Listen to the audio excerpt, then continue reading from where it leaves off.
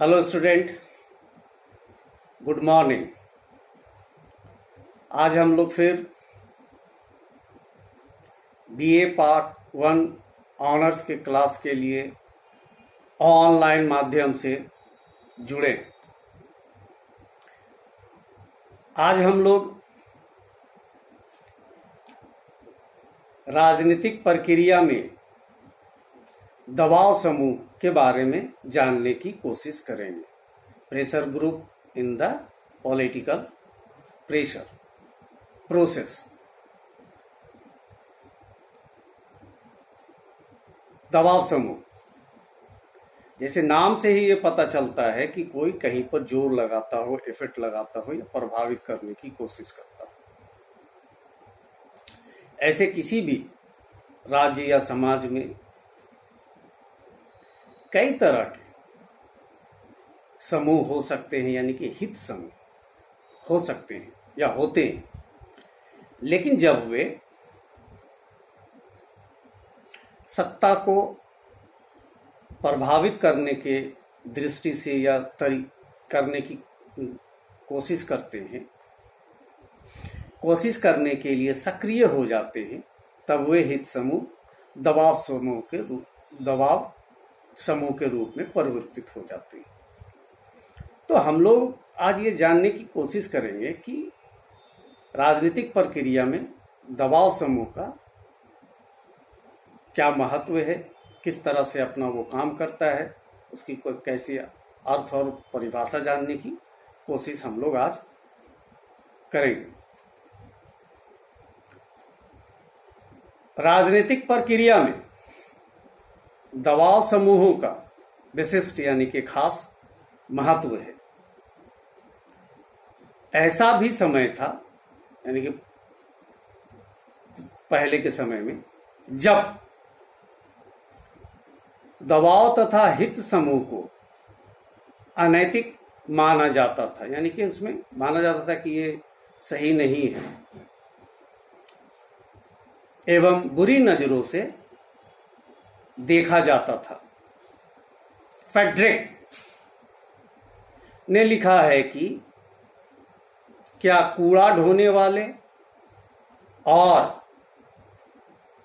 राजनीति शास्त्र के गंभीर छात्र यानी कि सिंसियर सभी इन दबाव समूहों को घटिया व तुच्छ दृष्टि से देखते थे। इसे ऐसी पापात्मा यानी कि बुरी शक्ति माना जाता था जो लोकतंत्र की जड़ें कमजोर करने या प्रतिनिधात्मक शासन को विचलित कर सकती थी। लॉबी शब्द को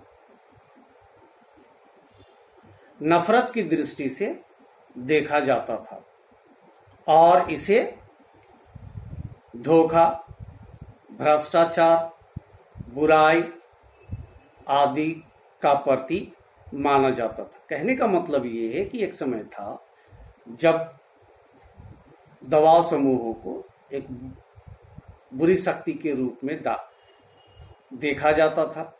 उनको धोखा, भ्रष्टाचार या गड़बड़ी फैलाने वाले लॉबी के रूप में माना जाता था। लेकिन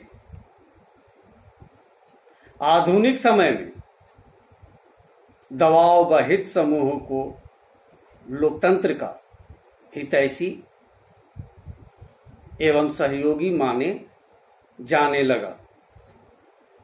ब्रिटिश लोकतंत्र में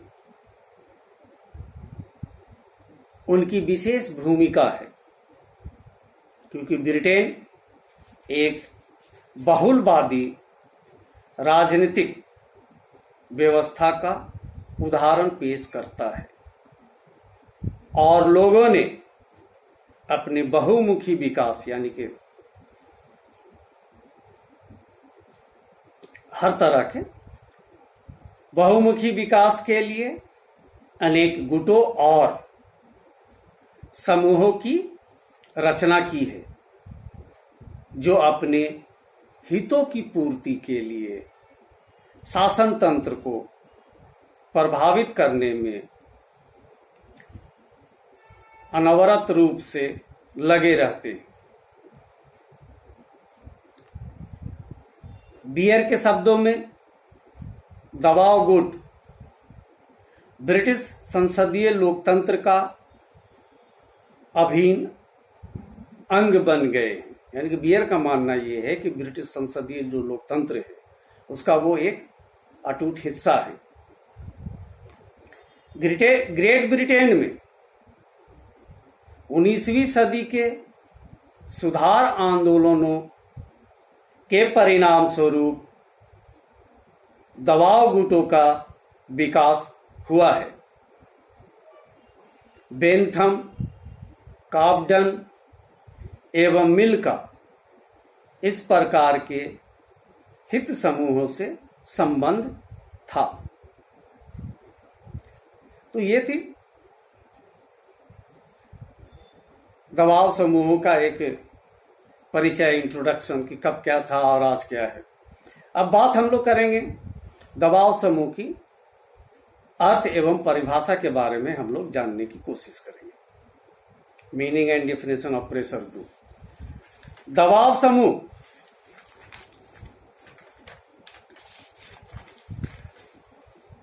को विभिन्न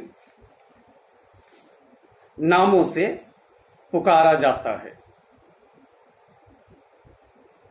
हित समूह, इंटरेस्ट ग्रुप, गैर सरकारी संगठन, प्राइवेट ऑर्गेनाइजेशन, लॉबीज, अनौपचारिक संगठन, इनफॉर्मल ग्रुप्स आदि शब्दों का प्रयोग दबाव गुटों के लिए किया जाता रहा है। यानी कि दबाव समूह को अलग अलग नामों से भी अलग अलग जगह पर जाना जाता है। दबाव समूहों तथा अन्य संगठनों में अंतर अवश्य है, यानी कि कुछ फर्क है। सभी संगठन दबाव समूह नहीं होते और ना हित समूह और दबाव समूह समान ही है। यानी कि हित समूह और दबाव समूह एक जैसे नहीं है। हर देश और समाज में सैकड़ों हित समूह होते हैं, लेकिन जब से सत्ता को प्रभावित करने के इरादे से राजनीतिक दृष्टि से सक्रिय हो जाते हैं तो वे दबाव समूह बन जाते हैं। व्यक्तियों के ऐसे समूहों को दबाव समूह कहा जाता है जो किसी कार्यक्रम के आधार पर निर्वाचकों को प्रभावित करते हैं, लेकिन जिनका संबंध विशेष मसलों से होता है। कहने का मतलब ये है कि किसी कार्यक्रम के तहत वो निर्वाचकों को यानी कि मतदाताओं को प्रभावित करते हैं, लेकिन वो सिर्फ किसी खास मसले के लिए ही होता है। सारा समाज या राजनीतिक व्यवस्था से उनका कोई लेना देना नहीं होता है। ये राजनीतिक संगठन नहीं होते और ना ही चुनाव में भाग लेते हैं। ओडीगार्ड के अनुसार दबाव समूह ऐसे लोगों का औपचारिक संगठन है जिनके एक अथवा अधिक सामान्य उद्देश्य या स्वार्थ होते हैं, जो घटनाओं के क्रम को विशेष रूप से सार्वजनिक नीति के निर्माण और शासन को इसलिए प्रभावित करने का प्रयास करते हैं, प्रयत्न करते हैं कि वे अपने हितों की रक्षा एवं वृद्धि कर सके, यानी कि अपने हितों की रक्षा के लिए ही वो सक्रिय होते हैं। मैकेंजी ने दबाव गुटों को परिभाषित करते हुए लिखा है कि संगठित समूह जिनका बाकायदा एक कार्यालय होता है और कुछ कर्मचारी जिनके सदस्यों के कुछ साझे हित होते, यानी कि एक समान एक तरह के, और जो सरकारी अधिकारियों व सरकारी विभागों के निर्णयों को प्रभावित करने की कोशिश करते हैं। दरअसल दबाव समूह एक ऐसा माध्यम है जिनके द्वारा समान हित वाले व्यक्ति सार्वजनिक मामलों को प्रभावित करने का प्रयास करते हैं। इस अर्थ में ऐसा कोई भी सामाजिक समूह जो प्रशासकीय और संसदीय दोनों ही प्रकार के पदाधिकारियों को सरकार पर नियंत्रण प्राप्त करने के लिए कोई प्रयास किए बिना ही प्रभावित करना चाहते हैं, तो दबाव समूह गुट के श्रेणी में आएंगे। कहने का मतलब यह है कि मैकेंजी कहता क्या है कि ऐसा कोई भी सामाजिक समूह जो प्रशासकीय और संसदीय दोनों प्रकार के पदाधिकारियों को सरकार पर नियंत्रण प्राप्त करने के लिए बिना कोई कोशिश किए हुए प्रभावित करना चाहता है, उस वैसे ही किसी ग्रुप को या समूह को दबाव समूह कह सकते हैं, या वो उसके श्रेणी में आते हैं। सीधे साधे शब्दों में दबाव गुटों को सार्वजनिक नीतियों को प्रभावित करने के उद्देश्य से निर्मित गैर सरकारी समूह कहा जा सकता है।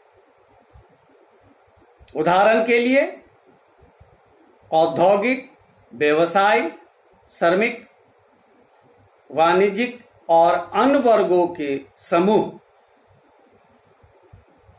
विधि निर्माण और प्रशासनिक कार्यों को प्रभावित करने का प्रयास करते हैं,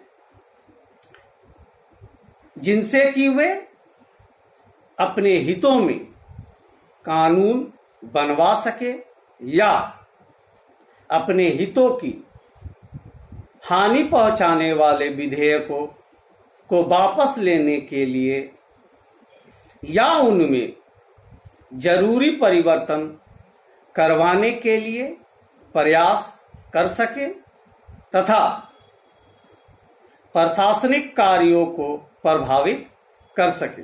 इस प्रकार दबाव समूह अपने सदस्यों के आर्थिक, सामाजिक, सांस्कृतिक और धार्मिक, खास करके उनके आर्थिक और व्यावसायिक हितों की रक्षा तथा वृद्धि में लगे रहते। तो ये था दबाव समूह के अर्थ और परिभाषा। अब हम लोग दबाव समूह के लक्षण, तत्व या विशेषता के बारे में जानने की कोशिश करते हैं। दबाव समूह के संबंध में व्यक्त विचारों के आधार पर दबाव समूहों के निम्नलिखित लक्षण बताए जा सकते हैं, जिसमें सबसे पहला है सीमित उद्देश्य। दबाव समूहों के एक या विशेष कुछ निश्चित लक्ष्य होते हैं और दबाव समूह के द्वारा अपनी गतिविधियां सामान्यतः इस विशेष लक्ष्य तक सीमित रखी जाती है। कहने का मतलब ये है कि दबाव समूह जो होते हैं उनका कुछ निश्चित लक्ष्य होता है, बस उतने तक ही अपने आप को वो सीमित रखते हैं, उससे आगे उनको कोई मतलब नहीं होता। अब इसका दूसरा लक्षण है औपचारिक या अनौपचारिक रूप में संगठित। दबाव समूह के लिए राजनीतिक दल के समान औपचारिक रूप से संगठित होना आवश्यक नहीं है। ये अर्ध औपचारिक रूप में संगठित हो सकते हैं। कहने का मतलब ये है कि राजनीतिक दलों की तरह पूरी तरह संगठित होने की कोई जरूरत इनको नहीं पड़ती। ये थोड़ा बहुत ही संगठित होकर अपना काम चला लेते हैं, या पूरी तरह अनौपचारिक संगठन भी हो सकते हैं, जिन्हें समान व्यक्ति असंगठित कहते हैं। उदाहरण के लिए भारत की वर्तमान राजनीति में अखिल भारतीय ट्रेड यूनियन कांग्रेस एक औपचारिक रूप में संगठित दबाव समूह है और जाति जो कि एक काफी शक्तिशाली है लेकिन अनौपचारिक दबाव समूह। अब इस बात करते हैं इसका तीसरा लक्षण के बारे में, सीमित एवं परस्पर व्यापी सदस्यता, यानी कि एक साथ कई चीजों को, कई संगठनों का सदस्य हो सकते हैं, उसी को कहते हैं परस्पर व्यापी।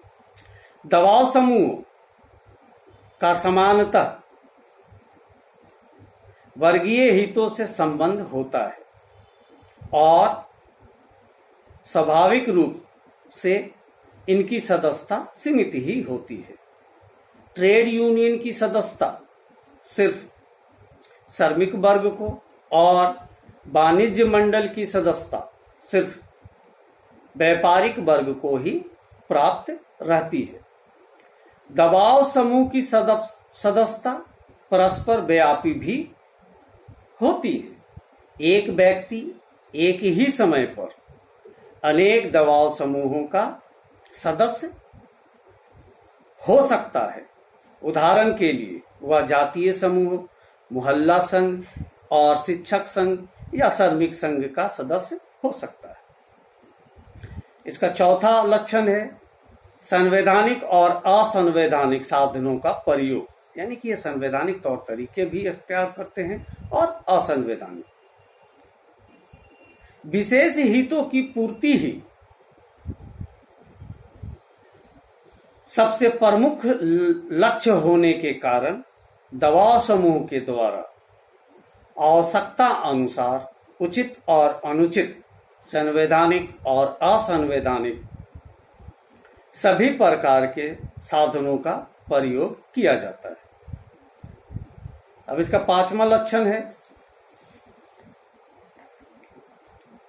राजनीति और प्रशासन में परोक्ष भूमिका, यानी कि प्रत्यक्ष नहीं, पीछे से। दबाव समूह का शासन पर अधिकार करने का कोई इरादा या लक्ष्य नहीं होता, इसलिए वे राजनीति और प्रशासन में प्रत्यक्ष भूमिका नहीं निभाते हैं। इस आधार पर कई बार ये समूह अपने आप को गैर राजनीतिक और गैर सरकारी संगठन बताते हैं, लेकिन दरअसल दबाव समूह राजनीति और प्रशासन से अलग नहीं होते। वे पर्दों के पीछे रहकर राजनीतिक निर्णयों और प्रशासनिक कार्यों को प्रभावित करने की लगातार कोशिश करते हैं। ये समूह चुनाव नहीं लड़ते, लेकिन वे दलों द्वारा अपने हितों के समर्थक उम्मीदवारों को धन देकर या अन्य प्रकार से सहयोग देते हैं।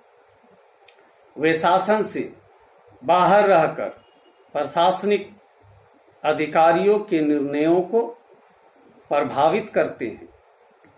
इस प्रकार दबाव समूह राजनीतिक और गैर राजनीतिक इन दोनों स्थितियों के बीच में स्थित होते हैं। तो ये थे दबाव समूह के कुछ लक्षण। तो आज के लिए बस इतना ही, बाकी इसका अगले क्लास में।